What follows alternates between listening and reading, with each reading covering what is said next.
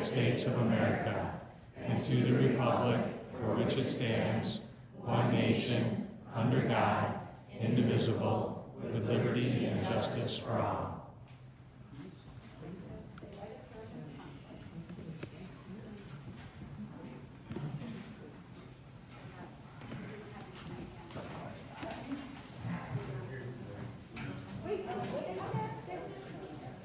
I know you've already got lots of pins. Can you say your name loud for everybody here? I'm Jetta. Okay, thank you very much. There you go. And can you say your name for everybody?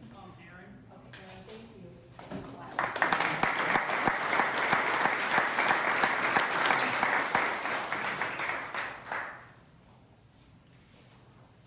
All right, Superintendent Dean, I'm excited to be here. Would you like to kick us off?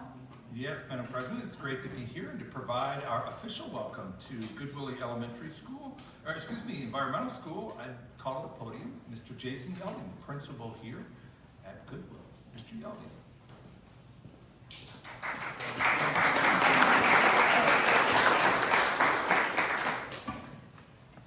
Good evening, and on behalf of the Goodwillie family, I would like to welcome and thank our Board of Education, Superintendent Dean, and all community members joining us. I'm honored to stand before you tonight as a representative of Goodwillie and the building principal. In this role over the past year, I've come to learn quite a bit about environmental education, but more than anything, I've learned about the Goodwillie family. From my first visit, it was evident that staff and students here, past and present, have a bond that connects them in a very unique way. For example, tonight we welcome back a group of seniors who just finished their final day of high school. So kudos to them.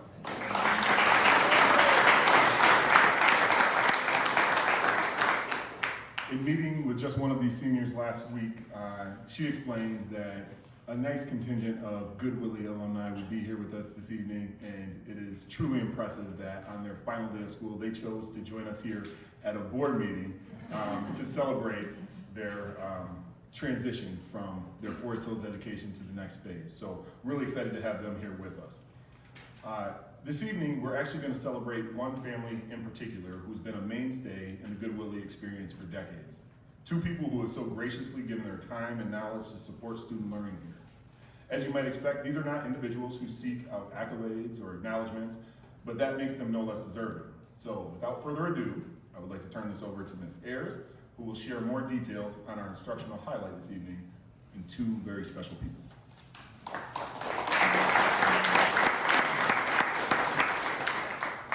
Thank you, Jason. Good evening. welcome to our Good Willie home.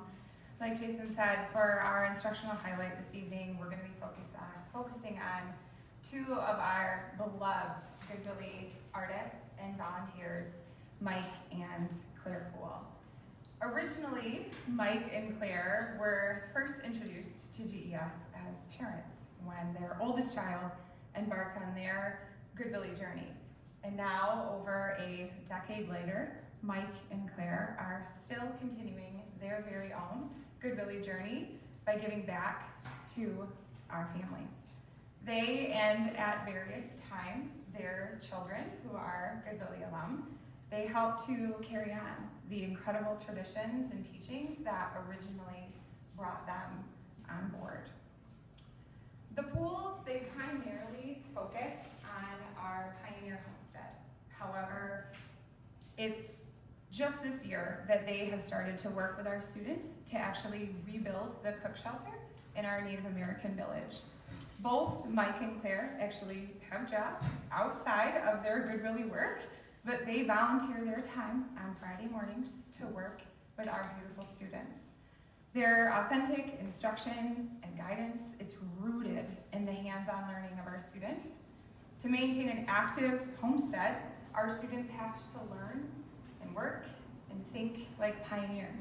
And when they work with the Pools, they use pioneer tools to make furniture, to make baskets, additional tools, food, and a variety of other items that might be needed. And as we move throughout even our core curriculum in the classroom, the lessons and the information that our students learn from the Pools, it's connected to studies in math and science through the use of the various tools and the construction of the items. For social studies, there's a direct reflection of early American life that can be found in our homestead and our Native American village, along with literature connections through historical fiction and nonfiction. Many of the projects that we do with the Pools are multi-year, ongoing projects. Working in the outdoors, we are at the mercy of Mother Nature and our living textbook. So there's always work that needs to be done to maintain our authentic structures. At this time, I'm actually going to have Ellie and Owen share a little bit about their favorite projects and the value that they find within those projects. And these are two of our current 5th grade beautiful Good Willie students.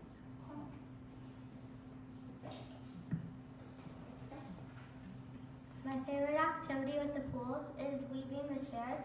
We wove those with them, and the biggest lesson I've learned from it is that if you don't take time and go slowly the first time, you're gonna have to undo what you did and maybe a little bit more, but the Pools are always patient when you have to do that.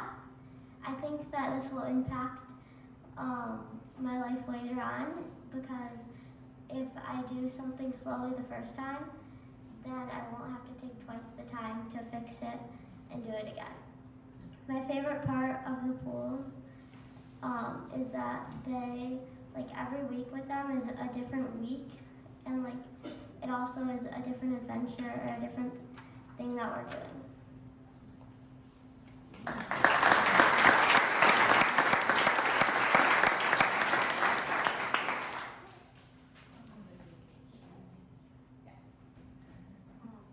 My favorite activity that I've done with the Pools is weaving the bowls, because it taught me patience and paying attention to detail.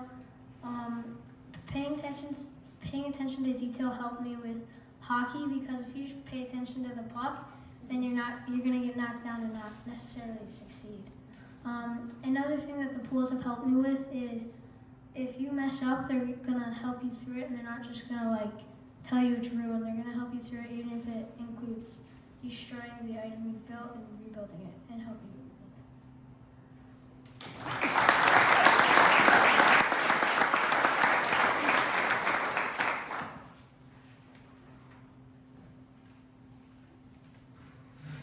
So as our students learn to work and create with their hands as the pioneers did, they take great pride in knowing that so many Good Willie family members that came before them have strived for common goals Goals like creating a ladder for the loft of our log barn, carving thousands of shingles for not only the log barn but also the log cabin, cutting down trees and stripping the bark to create a new frame for our cook shelter. This commonality in all of these goals is created and fostered by the continued commitment of the pools to not only our Goodwillie family, but also our rich traditions. Thank you.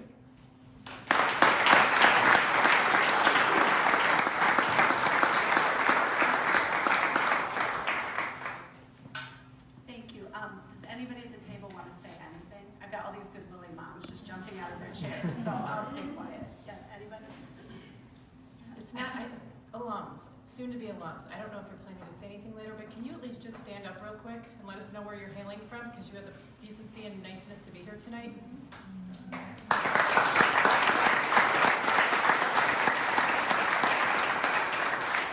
Which school? We're all from Eastern. Well, thank you for being with us and good luck. Congratulations. We are very lucky to have you out making the world a better place with this great tradition, rich history that you have experienced here. Thanks, you guys. Thank you. Thank you for the awesome update, Ellie and Owen. Anybody else? Thank you very much. It's, I get very excited. Oh, yeah. I couldn't help myself. I was curious. I mean, I'm not sure if everybody in the room is well aware of Goodwillie's tradition of nicknames for their students. But I am curious, Ellie and Owen, how you earned your nicknames.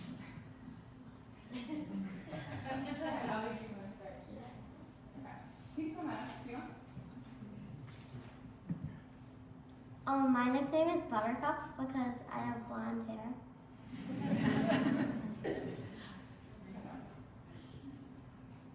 My nickname is Deke because it's a hockey move and I play hockey. So. Excellent, thank you.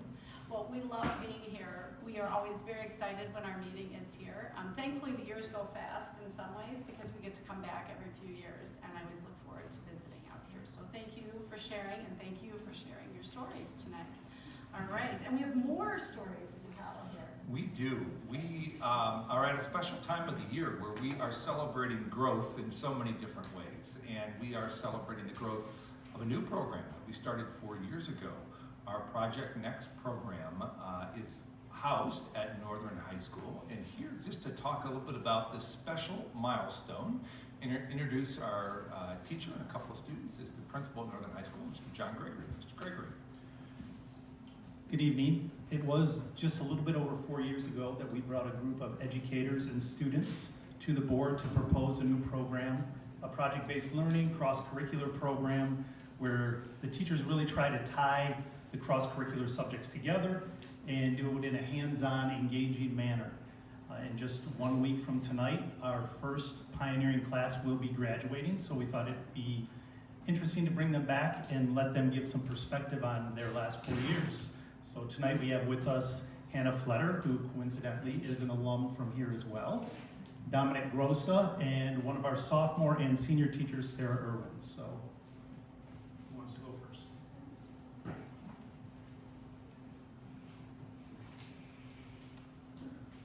I never realized the impact that Project Next had on me until I visited Butler this past semester.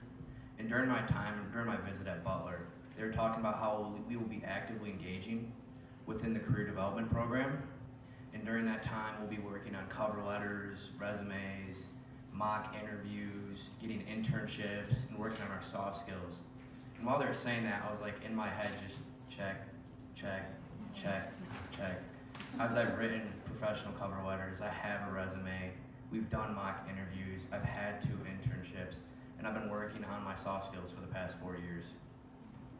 And I just, that realization for not only me, but also my peers as well, I think has set us apart and has given us an advantage of what most students won't get until their sophomore year in college.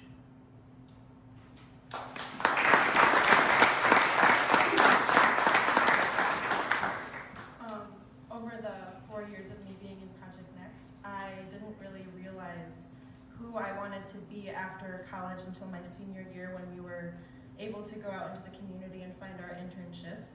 I had the opportunity to go and work with a professional designer in Grand Rapids, Michigan named R.C. Kalin, where I got to design dresses and help him sew dresses together that were actually showed in the Paris Fashion Week event, which is one of the biggest fashion events in the entire world. So that was a really amazing thing, and I don't think I would have been able to do that without Project Next. Project Next has taught me to be myself, trust my teachers, trust my peers, and most importantly, trust my community to support me and get me through the things that I want to actually do, and use my passions as a priority instead of put them aside as a side hobby. I am so proud to say that I am now going to Columbia College in Chicago to study fashion design, and hopefully will be able to make a career for myself in my passion. And I think that one thing that I would like to add on to that with is that the teachers in this program are the kind of people who don't want you to just settle for the easy thing. They want you to dig into your passions and find what you really want to do with your life and make it your top priority instead of just putting it aside and being too scared. And that's something that Project Next really, really has focused on since day one. And that's why I've been super, super fortunate to be in this program for the last 4 years.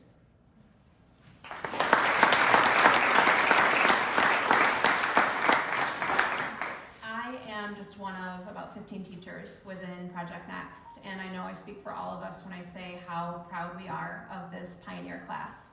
Hannah and Dominic represent a sample of what these students are capable of.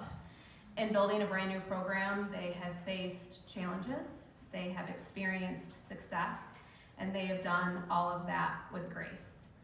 And none of that would be possible. We would not be up here without the support of a few groups of people, namely our principal, Mr. Gregory, has done nothing but believe in us, guide us, and trust us to do what we believe is best for kids. And more importantly than him, our students have been with us for 4 years through all of that and have given us an incredible amount of support, and their families as well. And we are so grateful to them for believing in us. Thank you.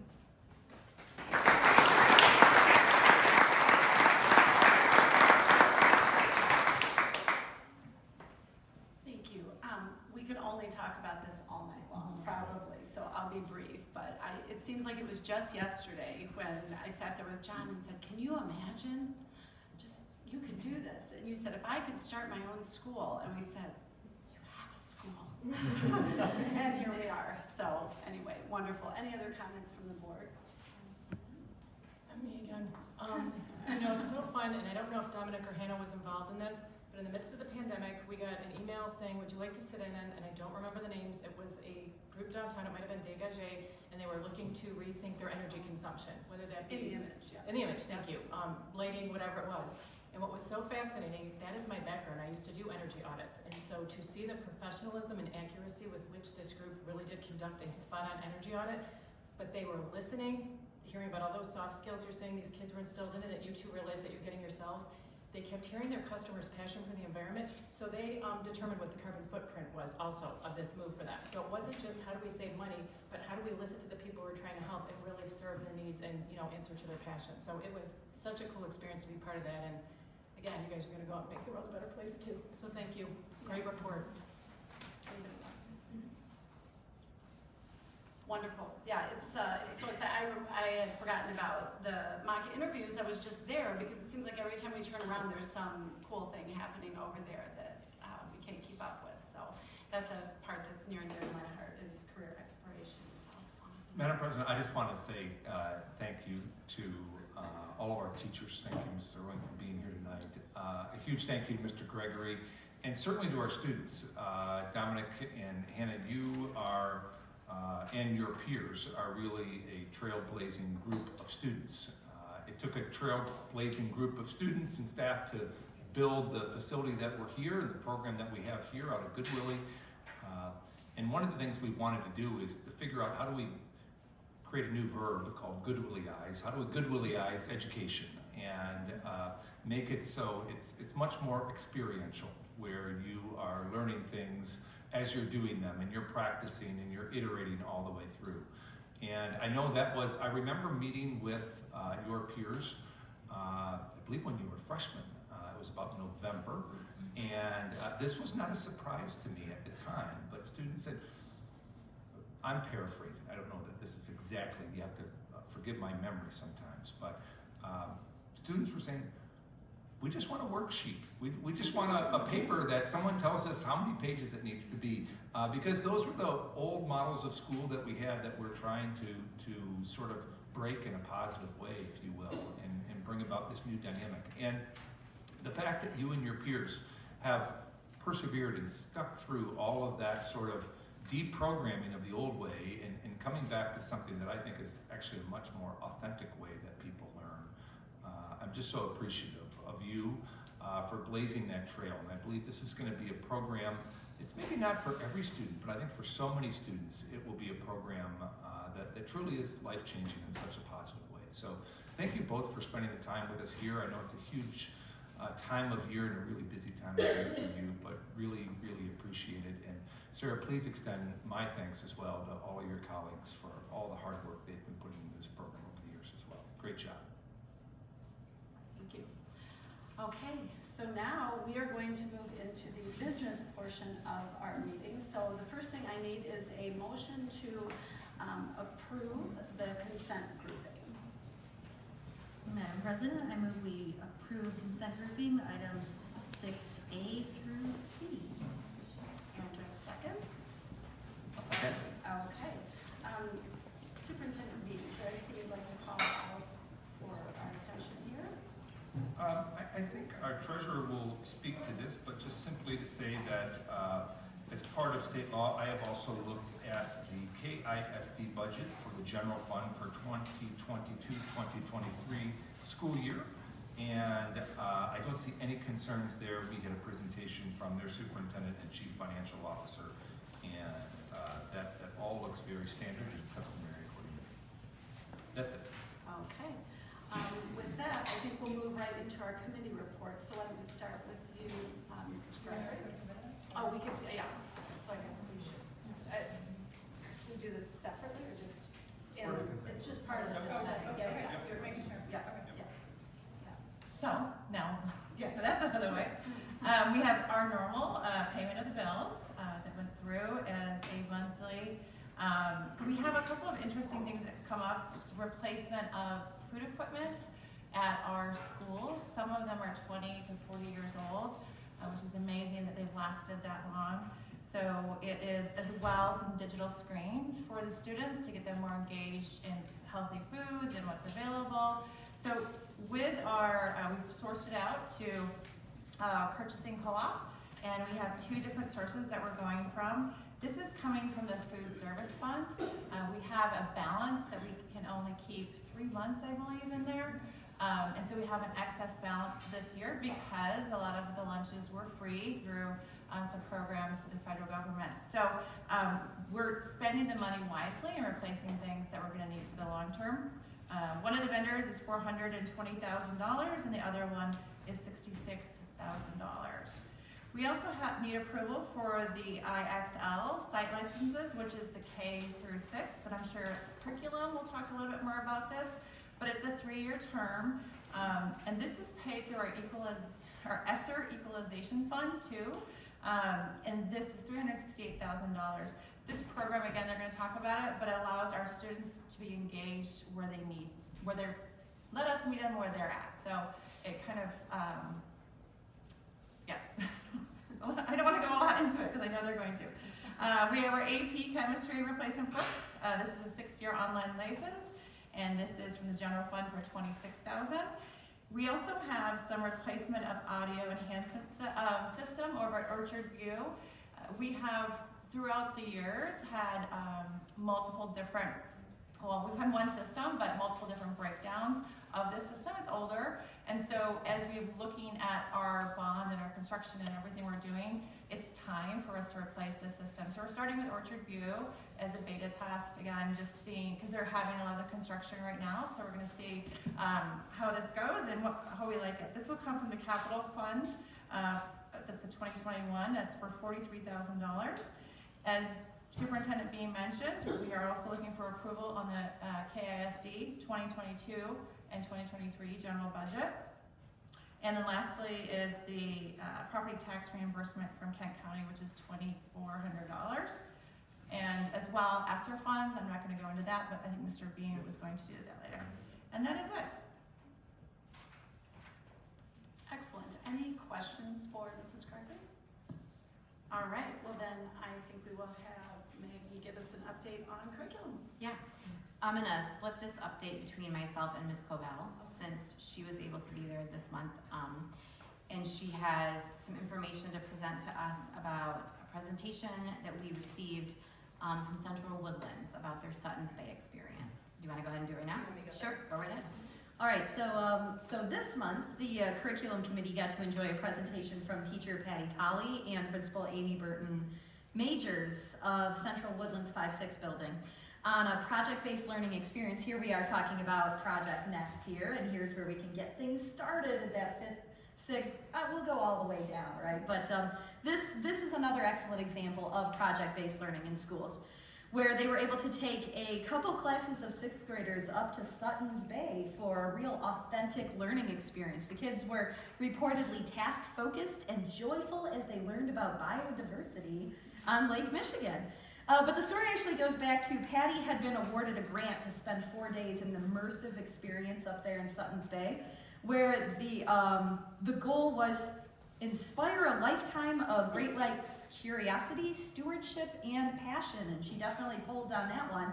And what they had also requested was that every teacher who was a part of this experience had to bring a class back to Sutton's Bay so that students could learn about this as well. But Patty, very clever, finagled a way to bring 2 classes worth of students, which not only increased the number of students here who could do that, but it made it quite relatively inexpensive for all these students to attend the field trip. So the experience was transformative for students. They got to handle invasive species personally to really be able to identify those. They got to take a schooner ride and even captain the schooner. They used microplastics collectors as they were taking care of the water. But the best part, the project part here, is that they built remote operated vehicles, which they then tested by collecting items on the surface and even submerged items with their own created vehicles. So this is precisely what educators would refer to as sticky learning. This is something that's going to stay with them for a lifetime, an experience that really will bring it home what education's about, but also connected to their environment and community. And then not only did they do that, but when they got back to Central Woodlands, they created presentations for classmates on invasive species. So I mean, the learning continued on beyond that field trip. Also notable is Tolly and her students' Sutton Bay experience was recently featured on the School News Network, which was a well-deserved honor, in my opinion, that showcases Patty's and Amy's support in bringing such an amazing learning experience to our kids. I've got to say, bravo, ladies. Those kids are going to remember that authentic learning experience forever. Thank you. That sounds really cool. It was, you missed it. And then just after that, we just had a few business items. One was to review the Scholastic Summer Reading Program for our K-3 kids at Ada Vista. This is going to replace for them the Kids Read Now, since that does not come in Spanish. So this program will be for our Spanish immersion students through Scholastic. And then also discussed was the renewal of commonlit.org. Also district funding of the IXL program, as Nicole mentioned, for our K-12 students. And that is a computer-based math or language arts practice that very much mimics how students are going to be assessed on the math test. So it's a good practice for them. And then additionally, a 30-day review of an advanced placement textbook for AP Chemistry with a 6-year digital license from Cengage. Cengage, is that how you say it? Yeah. Yep. And that was it for curriculum this month. Excellent. See, I would say this is the boring business part of the meeting, but this was really good. Yeah, this is, yes, good. Any questions for either of our committees? Did we miss anything? Yeah, that was fantastic. Yes, another person had to write a note. Wow, too, right? Awesome, awesome. Just write the notes to the teacher. Yes, yes, absolutely. Okay. All right, well, with that, I think we are ready for a roll call vote on our consent grouping. Mr. Michaud, Yes. Dr. Fossen, Yes. Mrs. Gregory, Yes. Mrs. Vaughn, Yes. Mrs. Tryon, Yes. Ms. Cavell, yes, and Mrs. Callahan. Yes. All right, thank you. And with that, I think we will turn it over. I won't skip your report this time. All right, So that's no we're problem. ready. Thank you. Thank you to Good Willie tonight for hosting us. Thank you, Mr. Yelding. Thank you, Scott and Beth and Megan and Brent. It's great to be here tonight and all the things that take place out here at Good Willie, especially all throughout the year. But at this time of the year, lots of things happening, lots of excitement. So thanks for having us here tonight. Really appreciate that. I want to say a few words on where we are as a district with our application for the elementary and secondary school emergency relief fund, known as Esser 3. And it was about the middle of March that the state of Michigan released the application for districts to submit for their use of Esser 3 dollars. And these applications have a 90-day period in which we can submit them. So it's due about the middle of June, but we anticipate having turning in the application before that, possibly the end of this month here in May.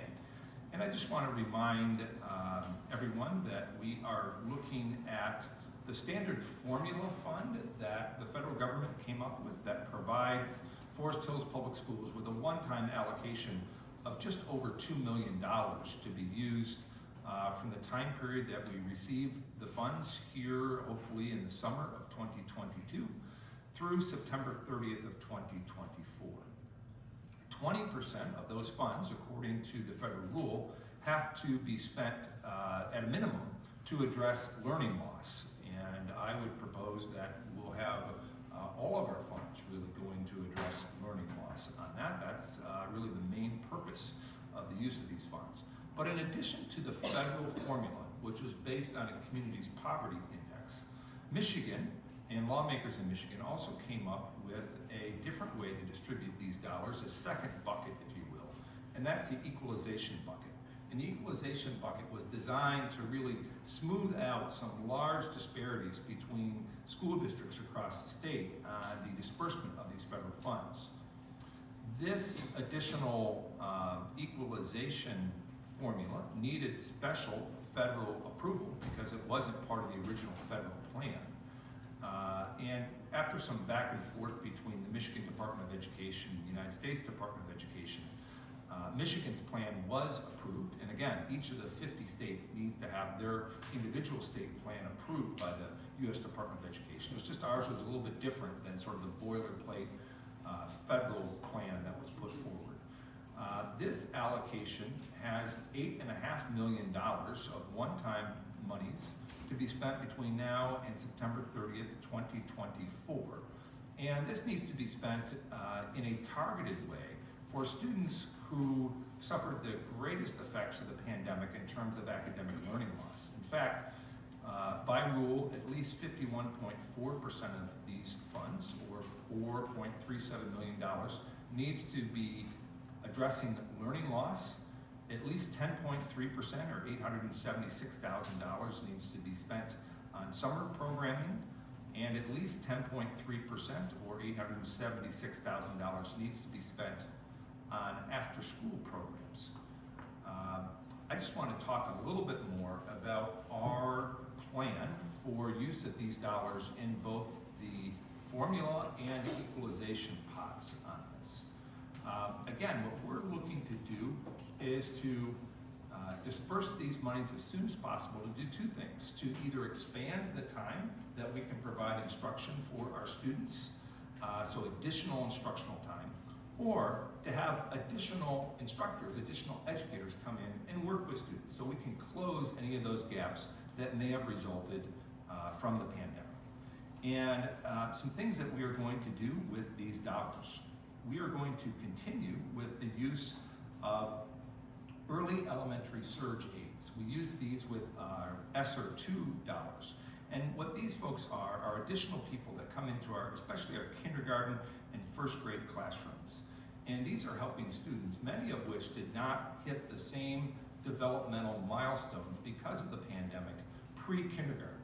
Oftentimes, students will have pre-kindergarten experiences, preschool, other things, and the like, and they're able to hit all sorts of developmental milestones in the academic area, in the social realm, and what we see with many of our students at these early grade levels is they're behind on those milestones. So what this does is allow us to address those gaps and also make sure that academic learning isn't delayed because the teacher's helping a student tie their shoe, get their boots on for going outside in the winter, all those other things that may take the teacher away from the work of instructing students on that. So these elementary surge aids help with non-academic tasks that some of these youngest students may need some help with, but they also help with academic tasks. When they've addressed those non-academic needs, they're also able to push into the classroom in that way as well. We've had great feedback from our kindergarten and first grade teachers on the assistance that these early elementary surge aids have provided. Another piece along this line of some gaps that have developed with students before they even came to us is in the area of reading. So what we're looking to do is to provide more decodable books for students. These are books which help a student's confidence and fluency in reading. They can have a variety of a rhyming scheme, a rhythmic scheme to them, as students are learning different word sounds and the like, and they're building their own confidence and they're identifying themselves as a reader. That's a really important thing as we look at the research, is the student sees success, and success builds more success in students as they're having that sense of efficacy going through. We talked about tonight the IXL program. That's an adaptive computer-aided program that students K-12 can use anywhere. They can use it anywhere. They have a computer connection and at any time. In the summertime, after school, on the weekends, whatever it may be, they can use it for remediation, for extra practice, or enrichment. They want to move forward as well. So that's a great thing that this program brings to all of our families. Another piece that we're looking at is we heard from principals, we heard from teachers, we heard from students as well, and parents, about the need for additional support in the area of math, especially at the secondary level. Secondary math standards are more rigorous than when I was in high school, that's for certain. And they are a high bar that students need to get over. And what we need simply is, for some students, it's just more time. And for some of our teachers, it's additional assistance. And we've seen this in different ways, whether it's after-school support, where we can have certified teachers that can be there to help our students, or sometimes what we've seen is students working with their teacher to provide peer tutoring, even during lunchtime. Kids bring in their lunch and they'll help with a little bit more instruction on the day's lesson. We know the best time to address a gap is as soon as it opens. So the earlier we can be in addressing the gap, the more successful we will be in closing that gap. This may also be additional math teachers that we have that can push into classrooms, and more hands make lighter work in this area. So that's something that we're looking at in a variety of different configurations at our secondary level. The pandemic had some of the biggest impacts in terms of gaps in learning for students with disabilities.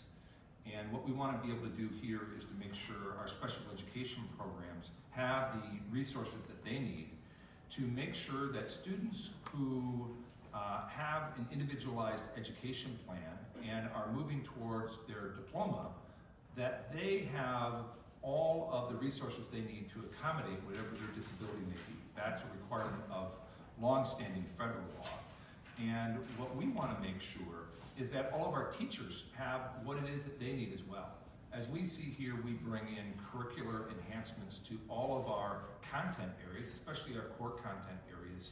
And oftentimes, our special education, say, resource room teachers, they need to choose, am I going to go with the science or the math professional learning that's happening today? We want to circle back and make sure that we're meeting all those needs that our teachers have and making sure they have all the curricular resources that they need. As well, we have some students that the nature of the disability that they have is they may need different curricular resources to better meet them where they are. And some of our students that are on an attendance completion track for life skills that they have to transition into the world of work as well. So there are additional dollars set aside to address those needs as we go forward. One of the things we heard from all stakeholder groups was the need for additional counseling services, and we're looking to provide that at several of our schools, in addition to implementation coordinators for our positive behavioral system that we have in the district and are enhancing next year to reinforce those positive behaviors that we're looking to see from all students. And also our multi-tiered systems of support. This is both in the academic realm and the behavioral realm, where we have additional folks who can help with that. So this can take on many different forms, but students that, again, need some extra help at any level, say with a content area that day, having an extra set of hands there that can intervene while the teacher can continue with a larger group of students, and an MTSS aide can work with a smaller group of students. That works very well, as well as a student that maybe behaviorally there's something going on, and otherwise the teacher would have to stop instruction, address whatever that behavior is. This MTS aide would be able to work with that student, reground them, get them back into a learning zone if that's the appropriate thing to respond to that behavior, and continue on with learning going forward with that. Speaking of learning, one of the ways that we can take these dollars and have them extend beyond the useful life of these dollars is to add to the toolboxes of our educators. So professional learning is a way to do that. As we do continued professional learning in all of our content areas, this is a way to make sure that we are supporting that work going forward for the next couple of years as well. But as teachers take on, say we're talking about project-based learning, how we take these multiple content standards and group them together in a multidisciplinary, integrated way, that takes some professional learning. And we've got some teachers that know how to do that, that can teach that to other teachers. That takes time to do that, and those take resources. And so that's where we can transfer that knowledge and skill and have that last well beyond the fall of 2024. And again, as I talked about summer programming for the next 3 summers, that's the summer of 2022, 2023, and 2024, certainly in the area of remediation and closing gaps, but also enrichment as well as extended school year programs for students with disabilities. And then also after-school programming in the next 2 school years, 2022-23 and 23-24 school year. We are still working through the final details on all of this. That's the budget for each of these things that I've talked about, and also making sure that the way in which we are looking to configure these programs actually meets the need at the building level. So the secondary math intervention, for example, may look one way at one of our buildings that best meets the needs that we see, and it may look slightly different or have an added feature at another building. So we're working through with our principals on that to make sure that we have all of those elements in place. We will post all of the areas that we are looking to spend these dollars, as well as the budget that goes along with that, to our website. And again, we anticipate that will be at the end of this month, certainly by the deadline that we need to turn this in the middle of June. So that's a little update on Esser 3 and where we are with that. I also want to talk about the state budget. The state budget is moving forward in Lansing. We now have 3 different proposals, one from the executive branch and one from the Michigan House and the other one from the Michigan Senate. So those 3 proposals are out in public at this point in time. All 3 of those proposals proposes increases in K-12 funding, and increases of the level that we've not seen in probably a couple of decades, I would say. It's around the 5% range of the increases that we're seeing. It's not finalized yet. They still need to assess the total revenue that they predict will be available for the next 12-month fiscal year cycle that begins October 1st. But lawmakers are coming together to do this, and we have settled employee contracts for the current school year and the next school year. But as we look at the price of all sorts of things, what we'd like to do is to come to our employee groups and look to enhance the settlements that the district made a year ago with most of these groups, with a 2-year contract extension that we did about 12 months ago around this time. We did that for the current school year and the next school year. What we'd like to do is to take that second year of the contract, which is next school year, the 2022-23 school year, and bring some enhancements forward to that. So our district cabinet team has been meeting with the various employee groups to bring those enhancements forward and to make sure that, again, we're investing those dollars back in with our staff. We're not a bank, and we need to make sure that we're meeting the needs out there of our staff, and this goes after really a decade plus of what I would call underinvestment in K-12 education. And our staff know, our community know, that we have been having to remove positions and tighten our budget really through attrition. And we want to add some of those positions back, but also look at those contractual enhancements as well as we go forward. Finally, the last thing I would just say thank you to our community for all that they have been doing to express their appreciation to our staff. We had Educator Appreciation Week across the nation last week, and boy, the expressions of appreciation came in bucketfuls, and we are so grateful for that. That puts an extra sort of wind in everyone's sails, and that's helpful certainly at this time of the year, and greatly appreciated by all. So thanks to our community for that. That's all I have from our report today. Fantastic, that was great. Any questions from the board on the report? Comprehensive. I just want to say thank you. I mean, it's a lot of time and energy. It's a lot of information coming at everyone at one time. I know we're going to be communicating that on the website. And thank you, Julie. I know you worked very hard on this, making sure our budgets are balanced, and the Esser funds are not easy. It's very specific about the way we have to request them and get the monies back. So, and it's all for the, for the good of the district and the students. I appreciate all of the work you're doing there. Yes, and we've been asking those questions all along, saying, from the first day we heard about this, we said, okay, wait a second. What are we doing that's going to reap the longest reward for our students? And where we're addressing the learning loss, but I think that we're putting in place the resources that will catch up and allow everybody to thrive. So investing in all the stakeholders. So good. Any other comments? Okay. All right. Well, at this time, we will move into board communications. So I will open it up over here first. Anything that you would like to share with the board? I can share a foundation report. Sure.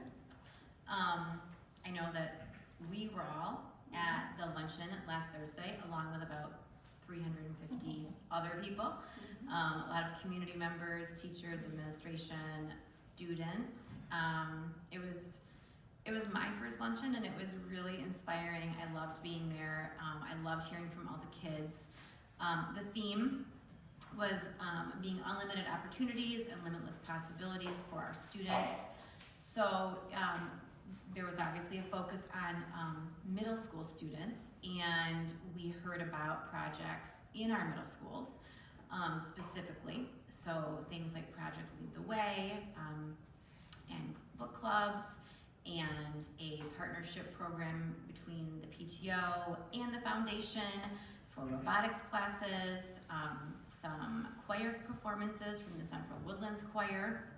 And then we also got to hear excerpts from the winning What is Community to Me contest winners. And that included both essay entries as well as art entries. And those were that was great to hear too. And I think, I just want to say too, this was Elizabeth Brinks, the new foundation director's first luncheon, and she did an amazing job. It was so intentional, it was so well thought out, it was so inspiring, and there are quite a few pictures from the luncheon on the foundation's Facebook page if anyone wants to see those. Additionally, the foundation is hosting a PTO brunch next Thursday, May 19th at the FAC, and so PTO executive boards have been invited to that, They want to thank the PTOs for all that they do for the district, and they also want to bring PTO members together to be able to kind of share best practices and share ideas. And then the annual Charlie Anderson Memorial Golf Tournament is June 21st at Thornapple Point. Their slogan is join the foundation as they tee it up for education. And you can find out more information about that if you're interested in playing in the scramble at FHPSF.org. And they also actually have their own separate website for the golf outing. So FHPSFgolf.org. And that is the foundation. Excellent. I will say ditto to all of that. It was a great lunch and a nice variety of people at my table. I made sure I had people that didn't all know each other come and sit at my table, so I think that was good.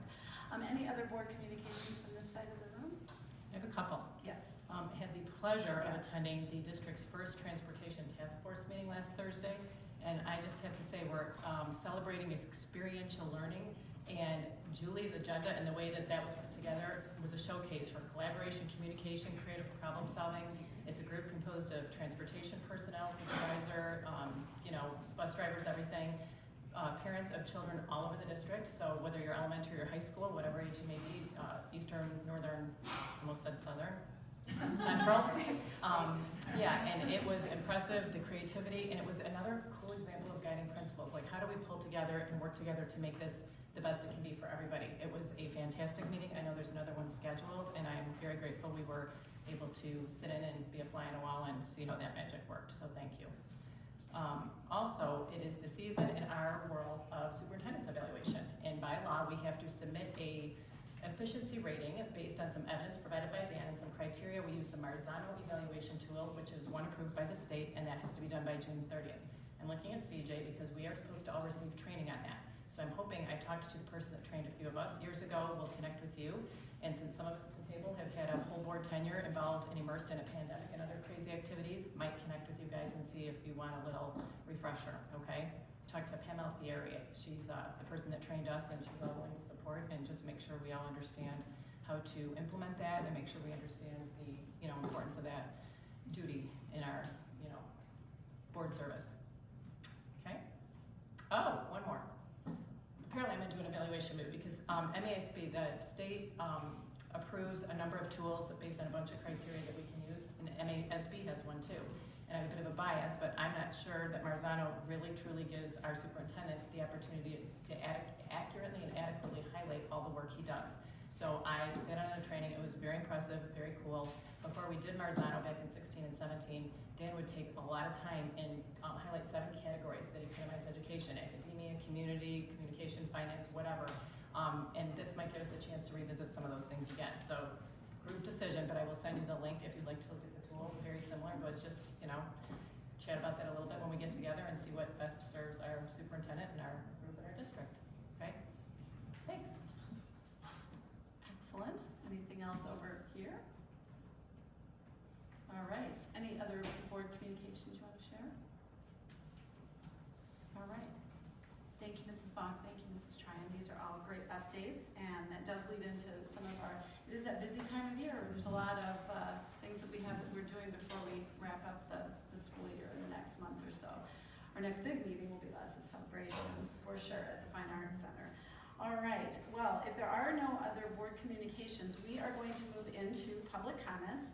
So at this time, if anybody would like to address the board, you can do so. There's probably up there, and I know Val has provided these before, but I won't read all of the rules, but we would like for you to come up, address the board, and please state your name and limit your comments to 3 minutes. The other thing that I did want to start out with here, all of our meetings, we tried to do all of our updates, and you can tell there's a lot of business that was done this evening. All of the comments that come in here, we've talked about busing as an example over the years. We've been working on it. We haven't been. Julie has been working on that with her team throughout the year, providing updates to us. So when people bring in concerns to us, it's not falling on deaf ears. All this is directed. The comments come in, and we direct it to the right person in the district that actually can address an issue. the issues are always best addressed by the person closest to it. We're very supportive, but we're the most removed from the actual issue, but we definitely make sure that they get directed. So with that, if anybody would like to make public comments, please come up, state your name, and limit your comments to 3 minutes. We're happy to hear from you. Thank you. My name is Faye Myers, and I live at 2836 Jonathan Court Northeast. I have lived in this district for 53 years, and in my 53 years, I have voted in favor of every request for money to support our schools. I have 4 adult children who all went through Orchard View and then on to Forest Hills Northern. I have 11 grandchildren, of which 6 went through Ada Vista and then on to Forest Hills Northern. I am here tonight to discuss our athletic facilities at Forest Hills Northern. They leave much to be desired and are unsafe. Our football stadium is an accident waiting to happen, especially if you have any kind of handicap. I broke my ankle last August, and it made me see things in a very different way.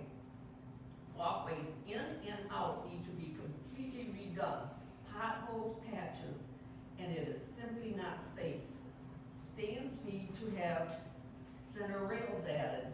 Have you ever watched an older person or someone who struggles walking try to go down the aisle to find a seat? Also, I do not want to be told that they didn't do handrails when the field was built. They need to be added now. Lighting down the path from the tennis courts down, then up from the bottom lot. The lighting and the walkways, to the stands, leading from the lower lot to the stands by the press box. It is dark and dangerous. I can attest to that, because when I broke my ankle. Now we're going to switch into the gym. They do have center aisles rails in the gym, but they need to be fixed. They're very wobbly, and the lighting is terrible. And I don't want to be told money is short. Unacceptable. There's a fund called the general fund, and it seems like there's plenty there. This needs to be put on the top of the list to be taken care of. I would like to see it be completed by fall. You get senior citizens cards for free entry to all sporting events. Let's make improvements stacked and make it a good experience for all. In closing,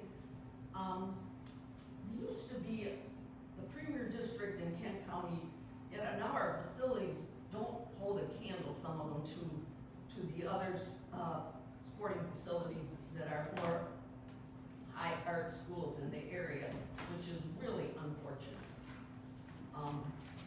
I'm really serious. This is a bad situation up at Northern. And if you've ever watched, I watched an older lady come in last year I just happened to see her at 2 of the football games. And I could watch her, and she was a ball.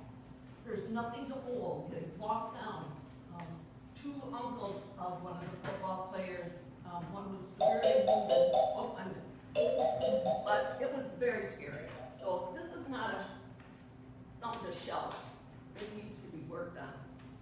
Thank you.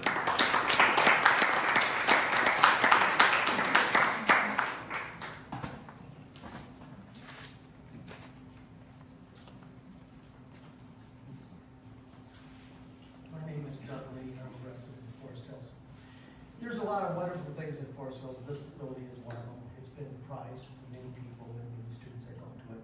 We have need to be, yes. Speak out a little bit. Yeah.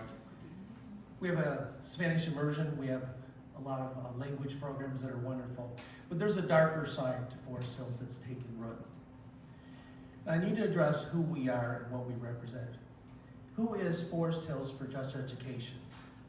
We are an organization to bring our schools back to neutral ground, free of bias.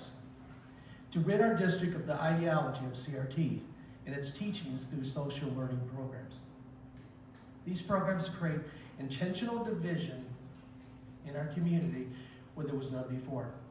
Along with the journey, we first saw firsthand the absence of transparency by the board and the failure to solve the busing problems, which are now, after 1 year of talking about it, we're finally getting somewhere. What are the motives of each board member? Only you are to know. If your motives were to remove the valedictorian and salutatorian status in our district, then you can check that box. If your school board, if each school board member's motives were to divide the community, you can check that box too. If each school board member motives were to allow chaos in our transportation department, then double check.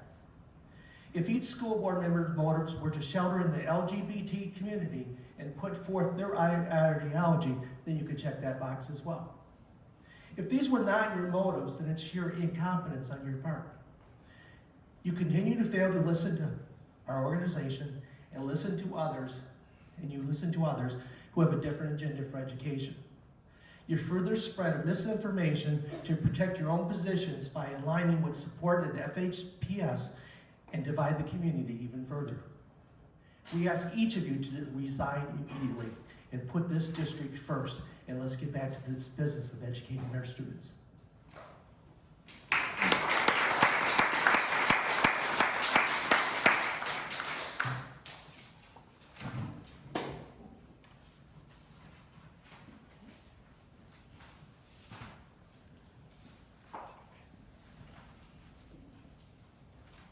Hi, my name is Nancy Eardley. I live at 1441 Sandy Point Ave. Been part of the district since 1987. My kids graduated now many years ago, and it was a good experience, and I've always been proud of the school system and the district. And however, you know, over the last few months, I've heard some very disturbing things, seen some very disturbing things that even though I don't have kids or grandkids, I'm a taxpayer and have concerns over them. And I really hadn't planned to make any comments. I mean, quite honestly, this is literally the first school board meeting I have ever attended. But two things came up in the meeting tonight that I really wanted to kind of point out. And one of them was I'm glad to see that there's attention being paid to learning that was disrupted and so forth.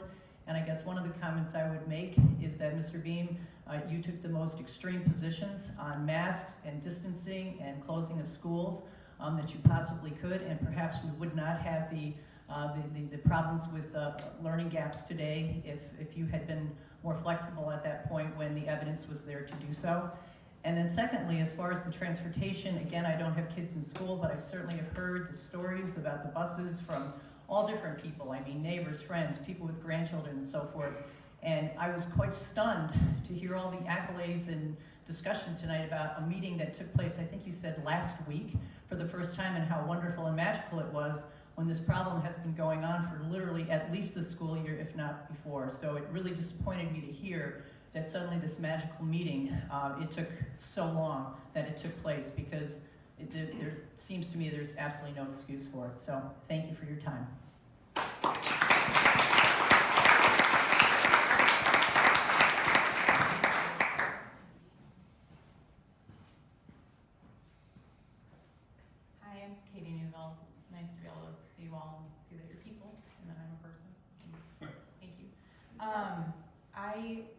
I had a rush year. My daughter woke up this morning. She goes to this amazing school. Mr. Beam, I heard you say something, you addressed the students that were here. You said something about how we need to change and move into the new and all this stuff. And the thing about this school that is amazing is the tradition and the family. And they bring back some of the same really cool people every year.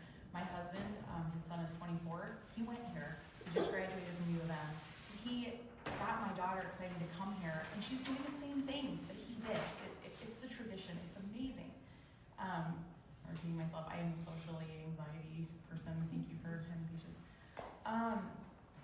She woke up this morning at 3 a.m. and had a bloody nose. That's not typical for her, and it didn't stop. It's been going all day, and it really scared me.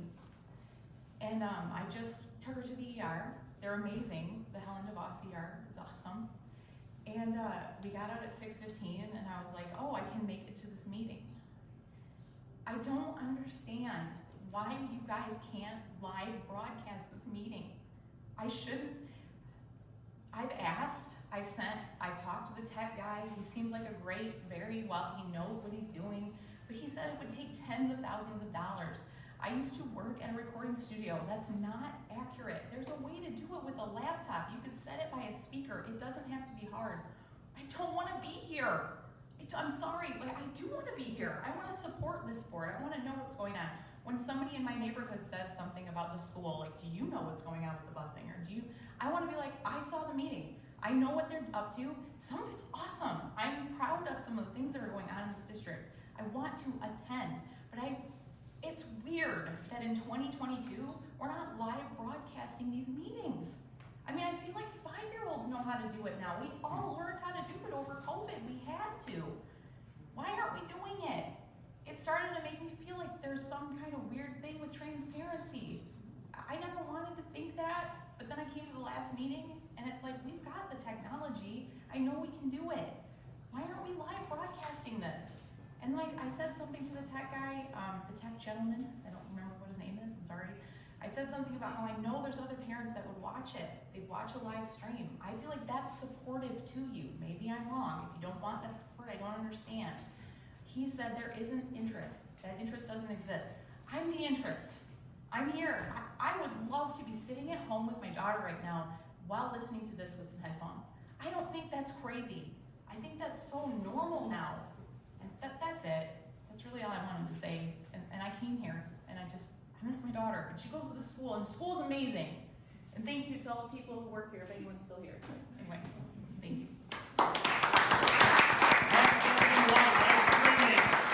Who wants live streaming? Those are in the town. I can take care of it for us.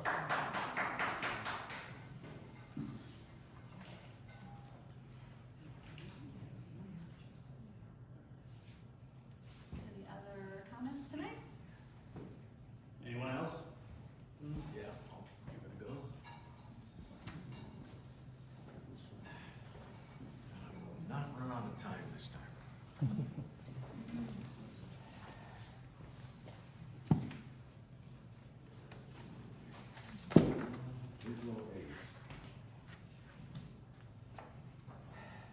Hi, I'm Jared. After our meeting month after month, I'm okay being on a first name basis. Actually, considering how one of your star students was motivated to stalk, harass, terrorize Stephanie Boone, her family, and others, anonymity sounds like a pretty good idea here. Regardless, I'd like to recap some of the serious concerns we've expressed. First, denial CRT is not part of your programs were proven deceptive at best. There's a ton of evidence that CRT dogma is discreetly but all too effectively woven into social emotional learning programs. And for God's sakes, I know mixed race kids who attack their white relatives as racist, all saying we learned that at school from our teachers. We know academic performance has declined, and scholastic metrics have been dumbed down. You're eliminating valedictorian and salutatorian achievements are symptomatic. Our district's ranking review ratings have plummeted, and while population keeps increasing, enrollments keep dropping. All while private and homeschooling are increasing dramatically. But this district is among the very top of the class with its outrageous number of bus route cancellations. And we now know so much of what is so wrong with our public schools began with John Dewey, the renowned founding father of America's public school system. This system. He was a fan of, envied communist Russia's government school methods of indoctrination. He infamously said, propaganda is education, but it must be the right propaganda. Dewey's social ethical learning. He was an avowed atheist and an academic elitist with a Marxist bent who wrote repeatedly and knew, as did his hero, Joseph Stalin, that faith and family loyalties were obstacles to controlling us, America's unwoke peasants. And so here we are. Another view. After several generations of academic elitist Dewey accolades charting the course of schools of higher education, today's public school woke programs have finally made Dewey's twisted dreams of true eroding faith and traditional family values in K through 12. This poster is just a tiny sampling of the guidance materials found in our libraries, and it's just the tip of the tip of the tip of the iceberg into which our public schools are sailing, crashing our children, our country, our traditional values. For God's sakes, we must turn this ship around. Thank you.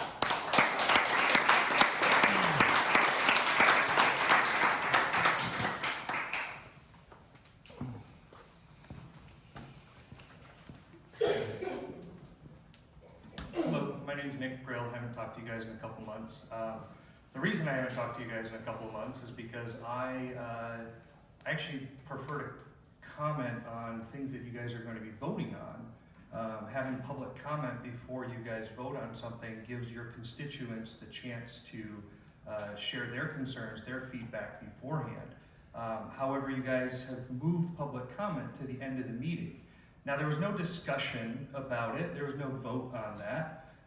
And more importantly, none of you guys have commented on it in the public space. So that leaves me to one conclusion. You guys behind closed doors collectively agreed to move public comment to the end of the meeting, which would be a violation of the Michigan Open Meetings Act. Now, you say you care about what we have to say, but pushing public comment to the end of the meeting does not say that, Ms. Callahan. Many school boards, many public bodies, I can appreciate that maybe you wanted to move the bulk of public comment later in the meeting to try and allow for those that are here for the business portion to get through that. Other public bodies that do that, they have 2 public comment sessions. One at the beginning of the meeting so that people can comment on the agenda items before you guys vote on them, and one for general items at the end of the meeting. So, if you really care what we have to say, I expect that on the June meeting, we will either see the entire public comment moved back up, or we will see it split. Otherwise, I guess we know our answer. You don't really care.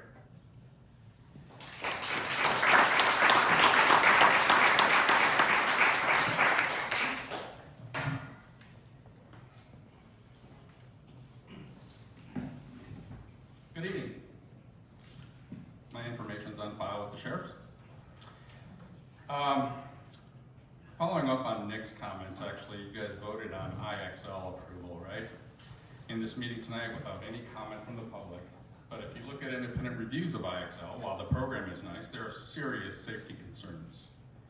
The terms IXL says users can interact with trusted users on the service, but do not disclose whether a child or student's personal information can be displayed publicly in any way.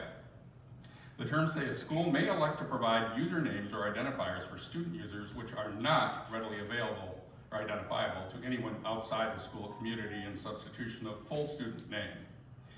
In addition, a school may elect to provide a profile name for a child user and selection of a profile avatar. IXL's terms say they recommend that the parent selects a profile name that does not include the real name or identifying characteristics of the child. The parent may also create a secret word, which functions similar to a password to access the child profile, although it cannot be used to sign into the IXL service without the parents first signing into the parent's account using the parent's login credentials. However, parents and teachers should be aware that the terms say a child may change his or her profile avatar, secret word, or profile name, but the parent will see these changes through the parent's account dashboard. IXL's terms say the account dashboard ensures the parents have access to and control of their child's use of the service. In terms of privacy, IXL's terms say the type of personal information the service collects may vary depending on the account type. I didn't hear what type of account type has been purchased here. Family account is purchased by or for a parent. A family account typically includes child profiles that can be used by a parent's child at the parent's direction. I would highly recommend that. A classroom account is purchased by or on behalf of a school, such as by a teacher, and is a type of school account. Classroom account typically includes a single teacher user and a small number of student users. A site account is purchased by or on behalf of an entire school district. Site account typically includes an unlimited number of teacher users and a set maximum number of student users. In addition, the terms state that IXL takes specific precautions to collect only as much information as is reasonably necessary for a child to use the service. The terms of IXL say they may share information with third parties with consent and at the direction of schools and parents. In addition, third-party service providers who have access to student data are contractually bound to uphold privacy and confidentiality terms no less protective than IXL's terms. IXL's terms also say they consider student data to be strictly confidential and in general do not use student data for any purpose other than improving and providing the services to the school or on the school's behalf. The terms say IXL will never sell student data to a third party, but the terms do say that IXL may sell data from school or parent users to third parties. Highly recommend that you sign up for parent accounts. Thank you.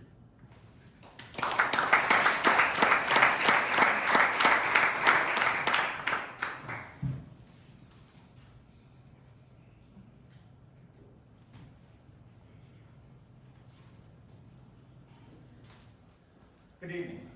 Michael Glass, 29 years teacher at Forest Hill Public Schools. I've had some of your kids in my schools. My daughter has graduated from Forest Hills Eastern in 2016. I want to say thank you. In this year, in the last 3 years, it's been tough. But I want to say thank you because this is my last year.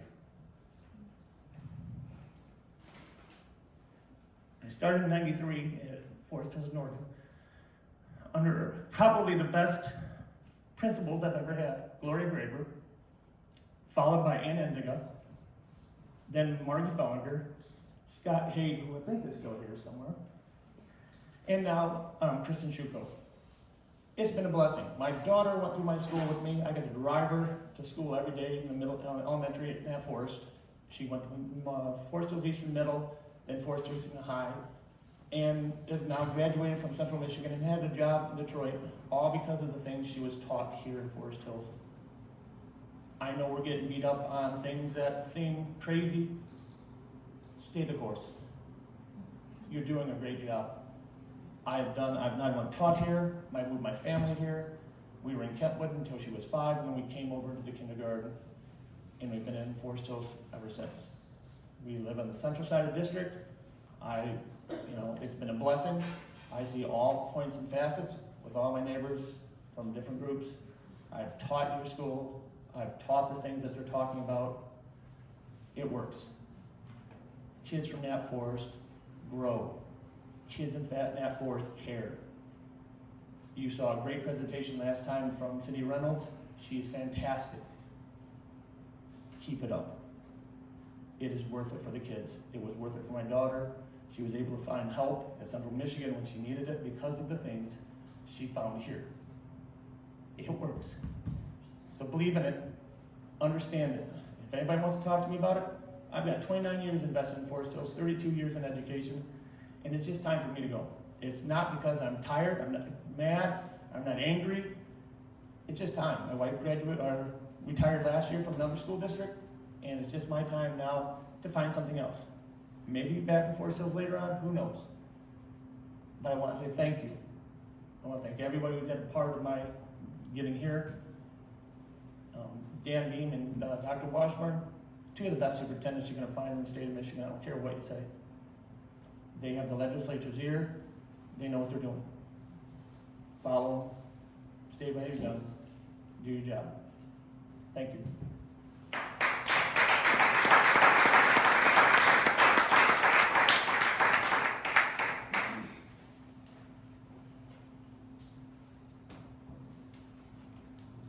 Presentation is rated X. There's sexual assault, profanity, and racist and derogatory commentary. All children are advised to leave at this, actually should leave at this time, and parents will leave Constitution as well. I'm here to give a report on the state of the review policy. Currently, parents are being discouraged from using it until they have talked to their school principal first. This potentially delays the official process from actually happening. Additionally, on the FHPS website, I will note that there is an article on the Protect Michigan Child Registry that does protect our children from external influence. Bravo. However, on this page, the book review form to protect our children from internal age-inappropriate influences remains buried. It is in the board book, still stuck in section 5407F. There is still no link to the main page or any official push for policy awareness. Therefore, This book is called People Kill People by Ellen Hopkins. As you can see from the sticker, or the stamp rather, this is available in Forest Hills Public Schools at Central High, 2 copies at Northern High, 1 copy at Eastern Middle and High School, meaning that this is accessible to children as young as 12 without parental permission. This book is a fiction. It is not a history book. It is not a historical fiction book, and displays horrible, inappropriate behavior. Like Islamophobia, page 57. The bitch behind the register was wearing a scarf around her head. That and her dark olive skin told you more than you wanted to know. Fuck off back to Sharia land, bitch. Like anti-Semitism, page 59.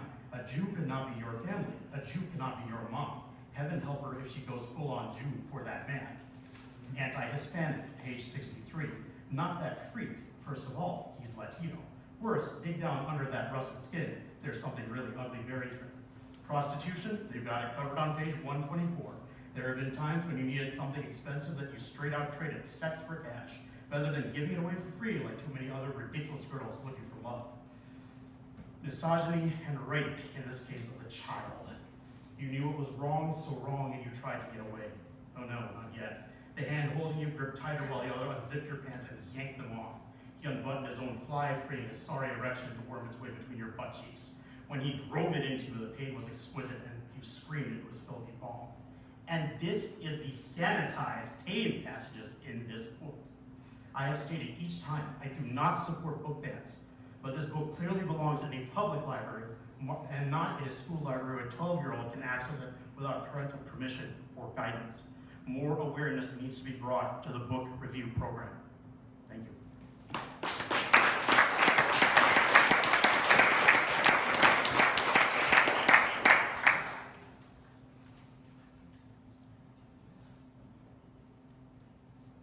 Any other comments tonight?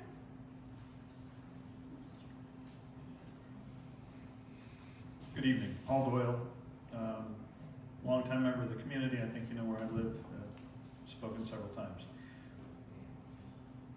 I wasn't going to speak tonight, but being here in this school has reminded me, and hearing about Project Next, has reminded me why I started driving a bus 8 months ago. This school district, and the courage that it takes to lead, as you all have, I want to thank you.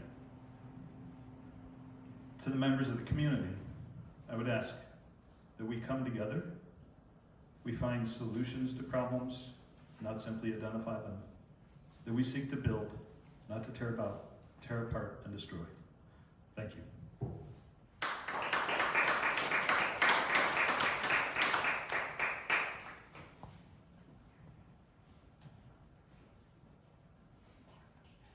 Hello, my name is Jennifer Snyder. I'm a parent of two children in the district. I have been a substitute teacher in the district and currently a science teacher in a neighboring district. And I would like to just say thank you for what you have done as a board to support our district. Thank you, Superintendent Beam, for sharing tonight how you choose to reinvest into our district and pour into our educators. I know that currently morale is very low for educators and they need our support. And I'm very thankful for the educators my children have had. And it is disappointing that there has been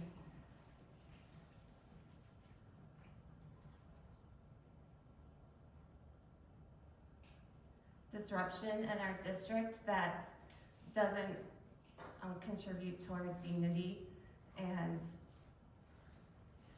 we need to encourage our educators and support them. And I just thank all of you for what you've done, and also thank you to Paul Doyle, my child's bus driver, who has stepped in this year, and he brings joy to our daughter every day, and I know he has sacrificed a lot, so I thank you, Paul.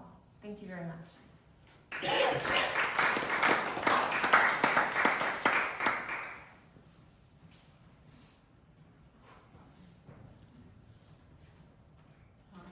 are there any other comments?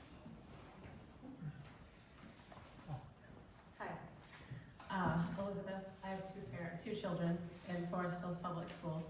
They're currently in Forest Hills Public Schools, and I live in Forest Hills Public Schools. I hadn't planned to speak this evening, but as we draw to a close of this school year, I wanted to say thank you so much to all of our amazing teachers here. We picked Forest Hills Schools when we moved, and I know we haven't gone wrong with the opportunities our kids have here. I grew up in a very small district, and the things my kids have is just incomparable to what I grew up with. I'm amazed at the opportunities they have here. When our district is rated one of the top ones in the state, I know we picked correctly. And I want to thank all of our teachers. My boys both had really, really excellent years. And it's not that they haven't had good years before, they really have. But this year has just been really, really outstanding for both of them. And I'm so thankful for the teachers that they've had. One in middle school who has, an array of teachers. And every single one of them has just been really, really great. And I'm so thankful for that. I have a middle schooler who comes home really happy. And he wants to talk to me about his day. And I have teachers who engage with me. And they respond to me when I email. They say thanks when I do stuff, because I know our teachers just don't get enough these days. And as a teacher's kid, as a grandchild of teachers, my grandfather had more degrees, I think, than you could count. I really, really appreciate what it is our educators do, what they put up with every day from so many different facets, and just really how amazing these people in Forest Hills are, and how thankful we are for them, especially just after the way the last couple of years have been. And thank you all, too, for your continued support of them.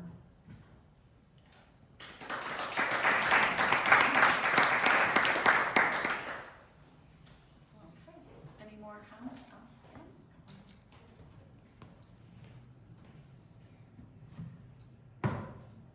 Hi, I want to share some of the sentiments that I heard in the last two speakers. It takes courage to get up here and face everybody, and to hear feedback, whether it's good or bad. One of the concerns I see is the divide. It's still out there. I heard one person talk about unity, and it is impossible to have unity when ideologies differ so deeply, okay? We really need to consider neutrality when we're talking about issues of morality, right? Religion. And we have a bunch of different religions out there. I think in a book that was read just earlier, there was some very terrible things said about other religions, some anti-Semitic sentiments, some Islamophobic sentiments in a book that kids are, have access to. Morality is something that is deeply held within families. I, being a Christian, right, I want to raise my children, and did raise my children in a home that was, that held to those beliefs, okay? I respect those who don't want to do that. I respect that their deeply held beliefs are honored. I think the problem we're seeing is that one side is being held in a different light while the other side is being suppressed. I know as a Christian, our moral views are not considered in the public square. We struggle with that when we're, speaking to people, and I see some of those same views in other religions squelched in the public square as well. That's why when we talk about diversity, equity, and inclusion, first of all, equity is a Marxist term, but diversity means tolerance for all of those views. And we can't teach one above the other, and we must be neutral about it. And we must respect those different views in the classroom as educators, as supporting, administration supporting the educators. My point that I want to really emphasize is that there's one side of the story or one side of the aisle, I guess, or ideological divide that's getting all of their wishes fulfilled through the school system, and one side that's not. And I think we need to take that away. And I think we need to become neutral. Teach them as if they all exist and they're all welcome, and give each and every person with a different ideological view the respect that they deserve. Thank you.